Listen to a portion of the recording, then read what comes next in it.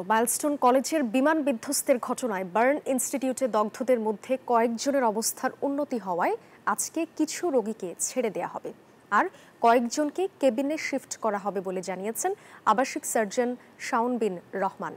সকালে আহতদের চিকিৎসার বিষয়ে চীন, ভারত এবং সিঙ্গাপুরের চিকিৎসকদের সাথে বার্ন ইনস্টিটিউটের চিকিৎসকদের বৈঠকে এই সিদ্ধান্ত নেওয়া হয়েছে বলে জানান তিনি।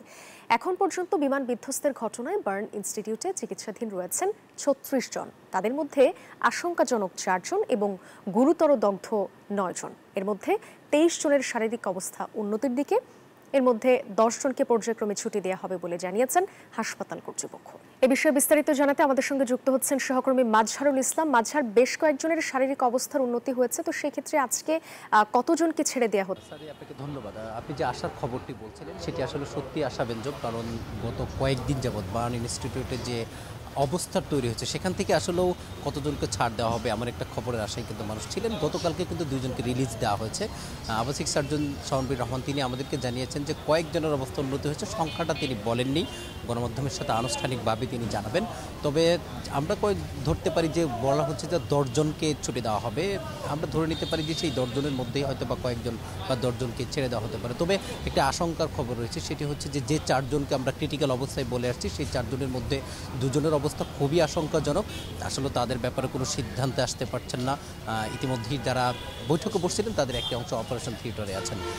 তারা আনুষ্ঠানিকভাবে দুপুর পরে তাদের অবস্থাটা জানাবেন। বলা চলে যে 2 জনের অবস্থা আশঙ্কাজনক, তাদের স্বজন যারা আছে তাদের সাথে কিন্তু প্রতিষ্ঠানটি নিয়মিত যোগাযোগ রাখছেন। তাদের স্বজনরাও এখানে আছেন, তারাও কিন্তু আসলে উদ্বেগ এবং উৎকণ্ঠায় তারাও দোয়া করছেন যেন তাদের স্বজনরা ফিরে আসে।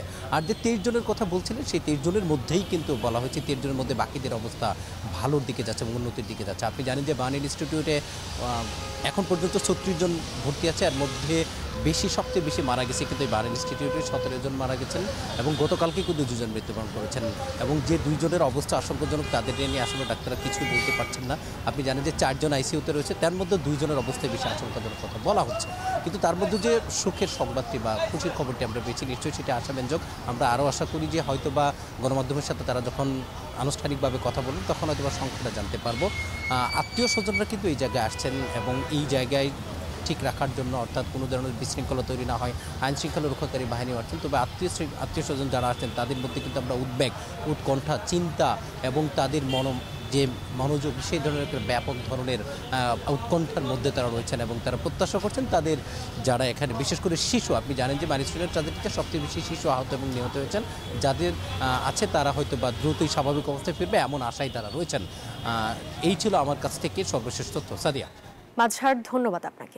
বান্ডেল থাকলে প্রতি সেনমানিতে টাকা বাঁচবে। বিকাশ সেনমানি বান্ডেল কিনে জিতুন প্রতি লেনদেনে।